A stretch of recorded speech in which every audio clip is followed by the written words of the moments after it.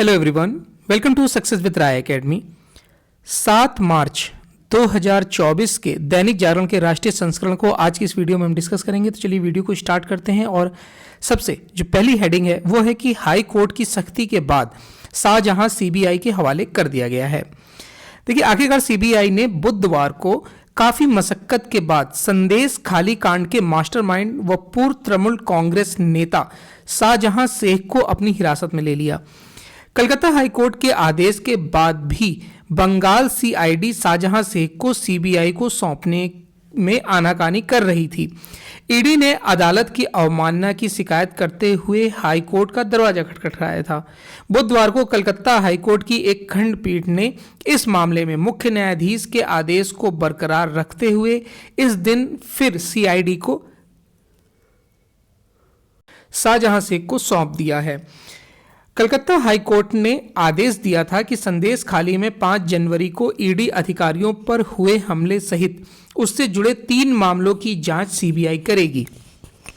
साथ ही बंगाल पुलिस को संदेश खाली कांड के मुख्य आरोपित शाहजहां शेख को सीबीआई को सौंपने के भी निर्देश दिए गए थे। और ये जो शाहजहां शेख हैं, इनके बारे में लगातार हम न्यूज़ डिस्कस कर रहे हैं, क्योंकि जो कोलकाता में जब संदेश खाली में ईडी छापा मारने गई थी तो उन ईडी अधिकारियों पर हमला किया गया था, बल्कि जानलेवा हमला किया गया था और इन पर महिलाओं के यौन शोषण का आरोप भी लगा हुआ है। तो इन सब आरोपों से घिरे हुए हैं ये टीएमसी नेता। हालांकि पार्टी ने इन्हें 6 साल के लिए बर्खास्त कर दिया है। चुनाव आयोग की राहुल को सलाह, बयानों में अधिक सावधानी बरतें। प्रधानमंत्री नरेंद्र मोदी पर पनौती और जेब कतरा जैसे तंज कसने के मद्देनजर चुनाव आयोग ने कांग्रेस नेता राहुल गांधी को अपने सार्वजनिक बयानों के प्रति अधिक सावधान और सतर्क रहने की सलाह दी है।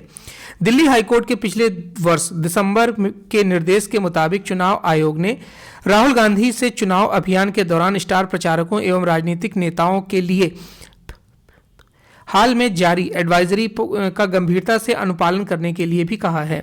1 मार्च को अपनी एडवाइजरी में आयोग ने चेतावनी दी थी कि आदर्श आचार संहिता के किसी भी उल्लंघन के लिए पार्टियों, उम्मीदवारों और स्टार प्रचारकों को केवल नैतिक निंदा के बजाय कड़ी कार्रवाई का सामना करना पड़ेगा। आयोग का यह भी कहना था कि अतीत में नोटिस पा चुके स्टार प्रचारकों एवं उम्मीदवारों को आचार संहिता का दोबारा उल्लंघन करने पर कड़ी कार्रवाई का सामना करना पड़ेगा। प्रधानमंत्री के लिए पनौती एवं जेब कतरा जैसे शब्दों का इस्तेमाल करने पर चुनाव आयोग ने पिछले वर्ष राहुल गांधी को नोटिस जारी किया था। दिल्ली हाई कोर्ट ने भी पिछले वर्ष 21 दिसंबर को चुनाव आयोग से कहा था कि वह इन टिप्पणियों के लिए राहुल गांधी को जारी नोटिस पर फैसला करे। बिहार में जंगल राज लाने वाला परिवार युवाओं का गुनहगार। मतदाताओं में बड़ी हिस्सेदारी रखने वाले युवाओं में रोजगार और बेरोजगारी की कसक बढ़ाते हुए प्रधानमंत्री मोदी ने बिहार की बर्बादी व पलायन के लिए बुधवार को सीधे तौर पर लालू परिवार को दोषी ठहराया। बिहार में बेतिया की जनसभा में उन्होंने स्पष्ट कहा कि जंगल राज लाने वाला परिवार ही राज्य के युवाओं का गुनहगार है। लालटेन के राज में एक परिवार फलता फूलता रहा और युवा पलायन करते रहे। नौकरी के लिए भूखंडों पर कब्जा हुआ, युवाओं का जीवन दांव पर लगाया गया और एक तरीके से पूरा जंगल राज फैला। इसी उद्देश्य से आज 12,800 करोड़ की परियोजनाओं का लोकार्पण और शिलान्यास किया जा रहा है कि बिहार के युवाओं को नौकरी दी जा सके, बिहार के लोगों को नौकरी दी जा सके। इस क्रम को आगे बढ़ाने के लिए उन्होंने उपस्थित जन समूह से अब की बार 400 पार के लिए समर्थन भी मांगा है।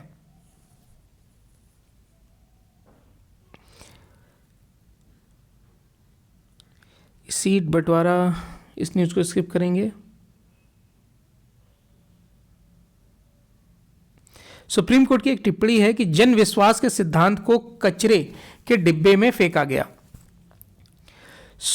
सुप्रीम कोर्ट ने उत्तराखंड के कॉर्बेट नेशनल पार्क में अवैध निर्माण और पेड़ों की कटाई पर पूर्व वन मंत्री हरक सिंह रावत और पूर्व प्रभागीय वन अधिकारी किशन चंद को फटकार लगाई है। कोर्ट ने कहा कि इसमें कोई संदेह नहीं है कि इस मामले में पूर्व वन मंत्री और पूर्व प्रभागीय वन अधिकारी स्वयं को ही कानून समझते थे। उन्होंने कानून की अनदेखी करके पर्यटन को बढ़ावा देने की आड़ में वाणिज्यिक उद्देश्यों से पेड़ों की अवैध कटाई और बड़े पैमाने पर इमारतों का निर्माण कराया है। यह एक क्लासिक उदाहरण है कि कैसे राजनेता और नौकरशाह जन विश्वास के सिद्धांत को कचरे के डिब्बे में फेंक देते हैं। यह मामला इसका भी उदाहरण है कि कैसे कुछ वाणिज्यिक और जो राजनीतिक लाभ के लिए राजनीतिज्ञों और वन अधिकारियों के बीच सांठगांठ होती है और पर्यावरण को भारी नुकसान पहुंचाया जाता है। सुप्रीम कोर्ट ने मामले में चल रही सीबीआई जांच को जारी रखने और एजेंसी को 3 महीने में रिपोर्ट दाखिल करने का भी निर्देश दिया है। राज्यों के राजकोषीय कुप्रबंधन पर चिंता कर सकती है केंद्र सरकार। सुप्रीम कोर्ट ने बुधवार को कहा कि राज्यों द्वारा राजकोषीय कुप्रबंधन ऐसा मुद्दा है जिसके बारे में केंद्र सरकार को चिंता करनी चाहिए, क्योंकि यह देश की अर्थव्यवस्था पर असर डालता है। साथ ही शीर्ष अदालत ने केंद्र और केरल सरकार को सलाह दी कि राज्य के उधार लेने पर लगाई गई सीमा के मुद्दे पर दोनों अपने मतभेदों को मिल बैठकर सुलझाएं। सुप्रीम कोर्ट ने उक्त टिप्पणी केरल सरकार की उस याचिका पर की जिसमें केंद्र सरकार पर उधारी की सीमा तय करके राज्य के वित्तीय नियमन के विशिष्ट, स्वायत्त एवं पूर्ण अधिकार में हस्तक्षेप करने का आरोप लगाया गया है। इसमें खुले बाजार से उधार लेने सहित सभी स्रोतों से राज्यों की उधारी को सीमित कर दिया गया है। जस्टिस सूर्यकांत और जस्टिस केवी विश्वनाथन की पीठ ने मुद्दे को सुलझाने की जरूरत पर जोर देते हुए कहा कि केंद्र और राज्य के बीच वार्ता इसलिए नहीं रुक जानी चाहिए कि याचिका अदालत में लंबित है।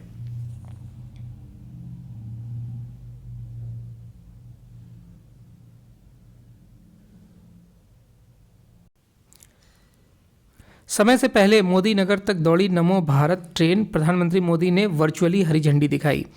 देश के पहले दिल्ली गाजियाबाद मेरठ आरआरटीएस कॉरिडोर के दुहाई से मोदी नगर के बीच बने दूसरे सेक्शन का उद्घाटन बुधवार को प्रधानमंत्री नरेंद्र मोदी ने ऑनलाइन माध्यम से किया। उन्होंने हरी झंडी दिखाकर नमो भारत ट्रेन को मुरादनगर रेलवे स्टेशन से मोदी नगर नॉर्थ के लिए रवाना किया। अधिकतम 180 किलोमीटर प्रति घंटे की रफ्तार से दौड़ने वाली नमो भारत ट्रेन के इस प्रोजेक्ट का निर्माण कार्य तेजी से चल रहा है। यही वजह है कि तय समय सीमा जून 2024 से 2 माह पूर्व दूसरे सेक्शन को यात्रियों के लिए खोल दिया जाएगा। शुक्रवार से ही यात्री साहिबाबाद से मोदी नगर तक ट्रेन में सफर कर सकेंगे।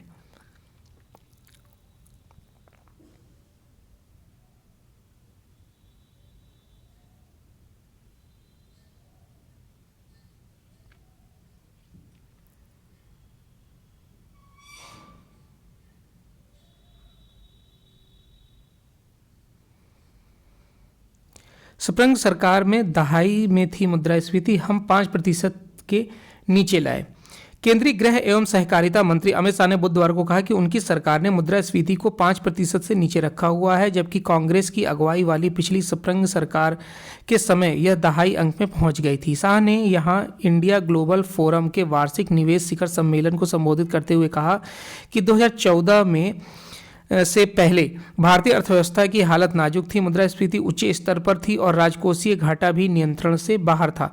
उन्होंने कहा कि स्प्रिंग सरकार के समय औसतन मुद्रास्फीति 8.2% थी और उसके शासनकाल के अंतिम 3 वर्षों में यह दहाई अंक तक पहुंच गई थी। स्प्रिंग सरकार के समय 12 लाख करोड़ रुपए से अधिक घोटालों से देश का विश्वास हिल गया था और साठ गांठ वाला पूंजीवाद अपने चरम पर था। अब हिमालय के ऊंचाई वाले स्थानों पर तैनात होंगे एनडीआरएफ कर्मी। राष्ट्रीय आपदा मोचन बल यानी एनडीआरएफ के कर्मी हिमालय में ऊंचाई वाले स्थानों पर तैनात होंगे। पहले खुद को तैयार करने में जुट गए हैं। वे भारत चीन वास्तविक नियंत्रण रेखा पर इंडो तिब्बत सीमा पुलिस बल के सैनिकों के साथ लंबी दूरी की गश्त कर रहे हैं। एनडीआरएफ निदेशक अतुल करवाल ने बताया कि केंद्रीय आकस्मिक बल अग्रिम क्षेत्रों में तैनात सीमा सुरक्षा बलों के साथ चर्चा कर रहे हैं। इसका उद्देश्य बचाव कर्मियों की छोटी टीम बनाना है और टीम को 4 राज्यों जम्मू कश्मीर, उत्तराखंड, हिमाचल प्रदेश और सिक्किम में सीमा सुरक्षा बल और सशस्त्र सीमा बल जैसे बलों की चौकियों पर तैनात किया जाएगा। इसके लिए आईटीबीपी और एसएसबी जैसे बलों से बातचीत की जा रही है और इनमें बचाव कर्मियों की टीम को अपनी चौकी पर भी तैनात किए जाने का अनुरोध किया जा रहा है। दक्षिण कोरिया से सेमीकंडक्टर और ग्रीन हाइड्रोजन क्षेत्र में साझेदारी का आह्वान।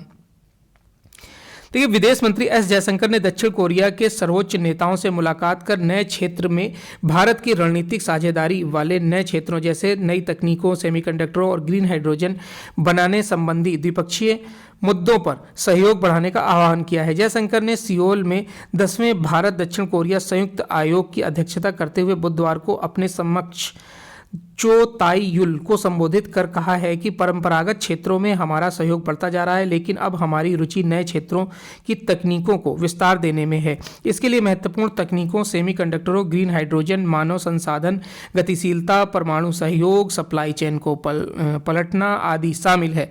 विदेश मंत्रालय ने बयान जारी करके कहा है कि JCM में दोनों सरकारों के कई मंत्रालयों के प्रतिनिधि शामिल हुए हैं। द्विपक्षीय व्यापार, निवेश, विकासात्मक सहयोग, रक्षा, सुरक्षा, तकनीक और संस्कृति के क्षेत्र में सहयोग पर विचार विमर्श हुआ है। हिंद प्रशांत क्षेत्र की साझा चिंताओं पर भी चर्चा हुई है। इस अवसर पर विदेश मंत्री एस जयशंकर ने कहा कि भारत और दक्षिण कोरिया अब अहम साझेदार बन चुके हैं। इस द्विपक्षीय आदान प्रदान से दोनों देशों के बीच सतत विकास देखा गया है। मुंबई और पठानकोट हमले के दोषियों पर कार्रवाई करे पाकिस्तान। देखिए, भारत और अमेरिका ने एक बार फिर मुंबई और पठानकोट हमले के दोषियों को सजा दिलाने की मांग की है। आतंकवाद के खिलाफ सहयोग पर भारत और अमेरिका के बीच गठित संयुक्त कार्यदल की 20वीं बैठक मंगलवार को हुई और बुधवार को इस पर संयुक्त बयान जारी किया गया। इसमें पाकिस्तान का नाम तो नहीं लिया गया, लेकिन दोनों देशों ने एक साथ वर्ष 2008 में मुंबई पर हुए आतंकी हमले और वर्ष 2016 में पठानकोट में आतंकी हमले के दोषियों को सजा दिलाने की बात कही है। संयुक्त राष्ट्र सुरक्षा परिषद की तरफ से अधिसूचित आतंकियों व आतंकी संगठनों के खिलाफ ठोस कार्रवाई की मांग की गई है। यह भी पाकिस्तान की तरफ ही इशारा करता है, जहां अभी लश्कर तोयबा और जैसे मोहम्मद के कई ऐसे आतंकी हैं जो UNSC की तरफ से चिन्हित हैं और पाकिस्तान इनके खिलाफ कार्रवाई करने में आनाकानी करता रहा है।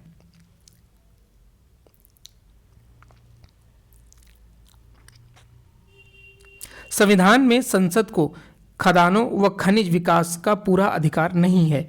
सुप्रीम कोर्ट ने बुधवार को कहा कि संविधान के तहत संसद को खनिजों के विकास का पूर्ण अधिकार नहीं है। राज्यों को भी खदानों व खनिजों के विनिमय विकास की शक्तियां प्राप्त हैं। प्रधान न्यायाधीश DY चंद्रचूड़ की अध्यक्षता वाली 9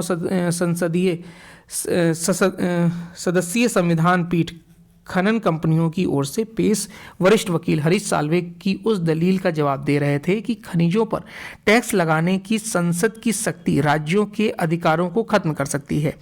पीठ ने कहा कि संविधान की 7वीं अनुसूची की सूची 1 और प्रविष्टि 54 संसद को इस विषय का पूरा अधिकार नहीं देती, क्योंकि यह एक सीमा तक ही है।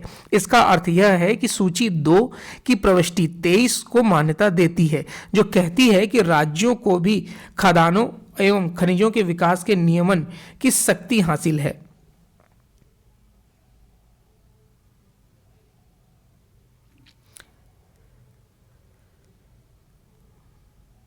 इस न्यूज़ को स्किप करेंगे। हाथियों के हमले से अब बचाएगा अर्ली अलर्ट सिस्टम। हाथियों और मानव के बीच बढ़ते संघर्ष को थामने के लिए वन एवं पर्यावरण मंत्रालय प्रोजेक्ट एलिफेंट के तहत अब उनकी गतिविधियों वाले 22 राज्यों में एक बड़ा अभियान शुरू करने की तैयारी में है। इसकी रूपरेखा लगभग तैयार हो गई है। इसके तहत जंगल से सटे गांवों को अर्ली अलर्ट सिस्टम से जोड़ा जाएगा, जो गांव के आसपास हाथियों की हलचल बढ़ने पर लोगों को सतर्क कर देते हैं। इस दौरान प्रभावी गांवों में सायरन और सेंसर लगाए जाएंगे जो हाथियों के आने पर तेज आवाज करेंगे, लोगों को सतर्क कर देंगे। हाथियों की गतिविधियों की जानकारी वन महकमे को भी सेंसर के जरिए तुरंत मिल जाएगी। इसके साथ ही वन महकमे की दूसरी बड़ी पहल हाथियों को लेकर लोगों में समझ विकसित करने की भी है, ताकि वे हाथियों पर हमलावर ना हों बल्कि उन्हें संरक्षित करने में मदद करें। परियोजना से जुड़े अधिकारियों का कहना है कि इस पहल के तहत लोगों को बताया जाएगा कि हाथी बहुत ही शांतिप्रिय जानवर है। वह तब तक किसी पर हमला नहीं करता जब तक उसे छेड़ा ना जाए। नेक्स्ट न्यूज़ है एडिटोरियल पेज से। पुराने ढर्रे पर पाकिस्तान। कश्मीर पर शहबाज शरीफ का बयान यही रेखांकित करता है कि भारत से संबंध सुधारना उनकी प्राथमिकता में नहीं है। इसी पर यह आर्टिकल लिखा गया है विदेश मंत्रालय में सचिव रहे विवेक काटजू द्वारा।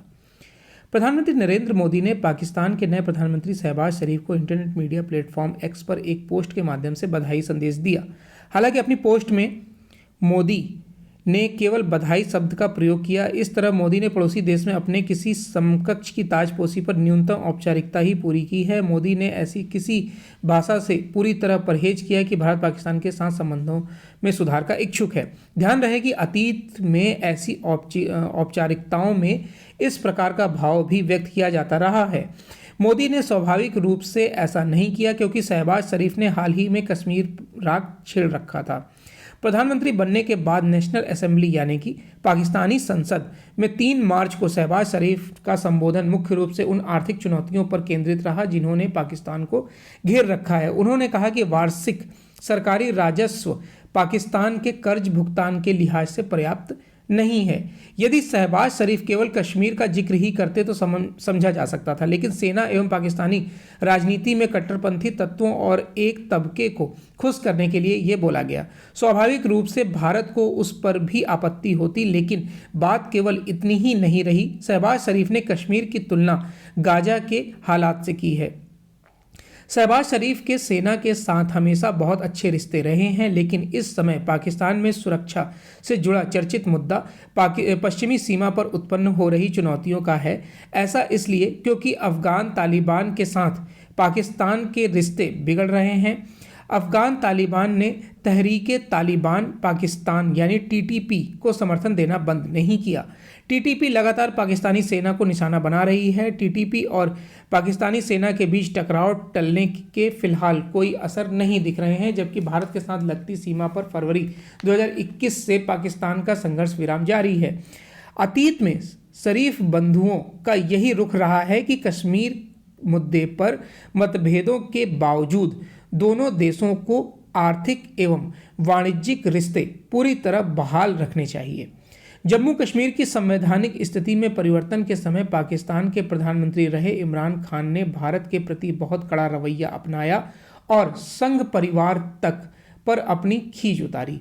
इरफान खान ने 2 टूक ऐलान किया कि जब तक भारत अनुच्छेद 370 पर अपने निर्णय को नहीं बदलता तब तक पाकिस्तान के साथ रिश्ते आगे नहीं बढ़ेंगे।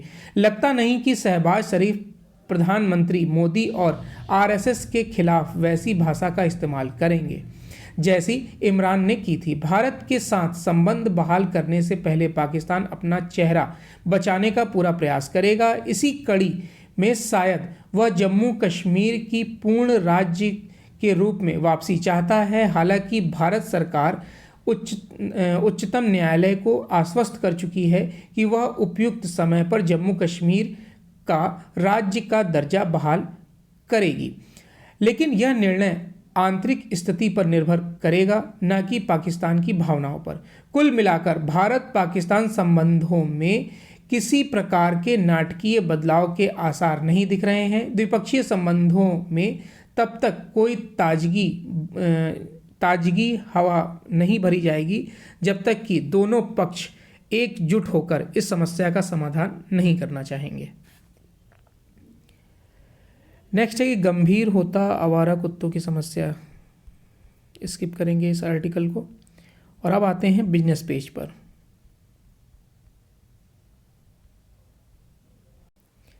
पहली न्यूज़ है ग्राहक खुद चुनेंगे वीज़ा या रुपे कार्ड।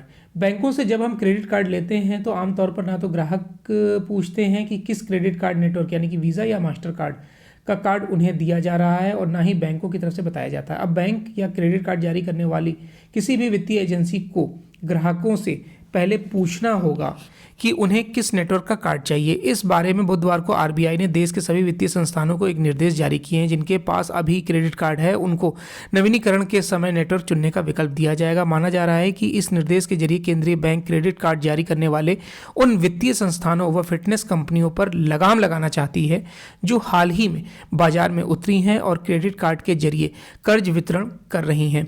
आरबीआई ने बताया कि अभी देश में 5 अधिकृत क्रेडिट कार्ड नेटवर्क हैं जिन्हें बैंकों व वित्तीय संस्थानों के साथ गठजोड़ करने का लाइसेंस है।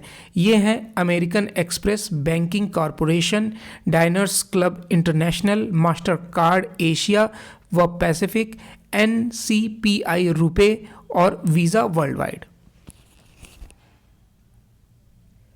अगले वित्त वर्ष में 6.8% दर से बढ़ेगी भारतीय अर्थव्यवस्था। रेटिंग एजेंसी क्रिसिल रेटिंग ने अगले वित्त वर्ष में भारत की विकास दर को 6.8% से बढ़ने का अनुमान बताया है और कहा है कि देश 2031 तक उच्च मध्यम आय वाले देश बन जाएगा। इतना नहीं, उस समय तक अर्थव्यवस्था का आकार दोगुना होकर $7 ट्रिलियन हो जाएगा। अपनी इंडिया आउटलुक रिपोर्ट में क्रिसिल ने कहा कि भारतीय अर्थव्यवस्था को घरेलू स्तर पर किए जाने वाले सुधारों से समर्थन मिल रहा है और 2031 तक तीसरी सबसे बड़ी आर्थिक बनने के लिए अपनी विकास संभावनाओं को न केवल बरकरार रख सकती है बल्कि इसमें सुधार भी कर सकती है। क्रिसिल ने रिपोर्ट में कहा कि चालू वित्त वर्ष में उम्मीद से बेहतर 7.6% की विकास दर के बाद भारत की जीडीपी अगले वित्त वर्ष से थोड़ी कम होकर 6.8% रहने की संभावना है। रिपोर्ट में कहा गया है कि अगले 7 वर्ष में भारतीय इकोनॉमी $5 ट्रिलियन का आंकड़ा पार कर सकेगी।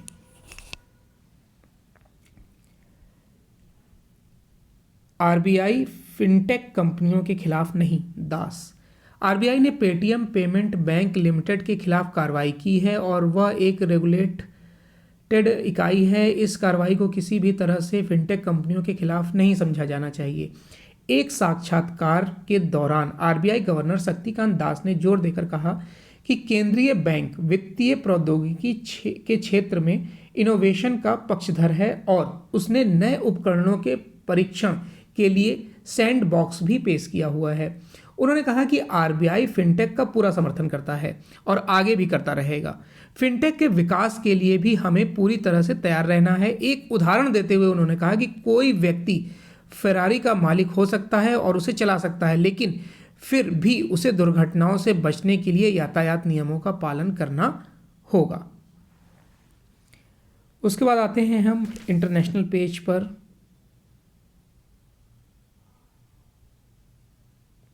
राष्ट्रपति चुनाव में डोनाल्ड ट्रंप व बाइडेन के बीच मुकाबला तय।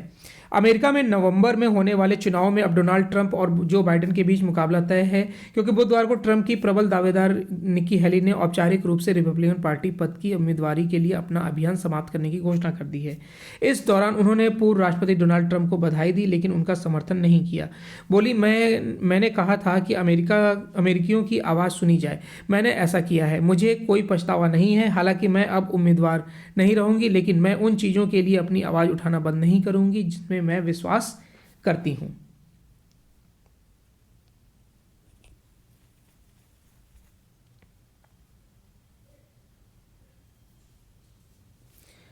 हाइड्रोग्राफिक सर्वेक्षण के लिए भारत से हुए समझौते का नवीनीकरण नहीं करेगा मालदीव। मालदीव के राष्ट्रपति मोहम्मद मोइज्जू ने घोषणा की है कि उनका देश हाइड्रोग्राफिक सर्वेक्षण के लिए भारत के साथ हुए समझौते का नवीनीकरण नहीं करेगा। उन्होंने कहा कि अपने स्तर पर ही यह सर्वेक्षण करने के लिए जरूरी सुविधाएं और मशीन हासिल करने की योजनाएं बनाई जा रही हैं। मोइज्जू ने यह भी घोषणा की कि उनका देश अपने जल क्षेत्र के लिए 24 घंटे काम करने वाली निगरानी प्रणाली इसी माह स्थापित करने के लिए काम कर रहा है, ताकि बड़े क्षेत्र के बावजूद इसके विशेष आर्थिक क्षेत्र पर नियंत्रण सुनिश्चित किया जा सके। यूएई में भारतीय ब्लू कॉलर कर्मियों के लिए नई सुरक्षा योजना। दुबई में भारतीय वाणिज्यिक दूतावास ने प्राकृतिक और दुर्घटनाओं से हुई मृत्यु के मामले में स्वजनों को वित्तीय लाभ देने के लिए भारतीय ब्लू कॉलर कर्मचारियों के लिए नए बीमा पैकेज का अनावरण किया है। दूतावास ने इसे लेकर भारतीय कर्मचारियों की भर्ती करने वाली कंपनियों और बीमा सेवा प्रदाताओं के साथ बैठक की है, जिसमें संयुक्त अरब अमीरात में ब्लू कॉलर कर्मचारियों की प्राकृतिक और दुर्घटना से हुई मौत को कवर किया जा सके। ब्लू कॉलर कर्मचारी अक्सर गैर कार्यालय वाले स्थल में काम करेंगे।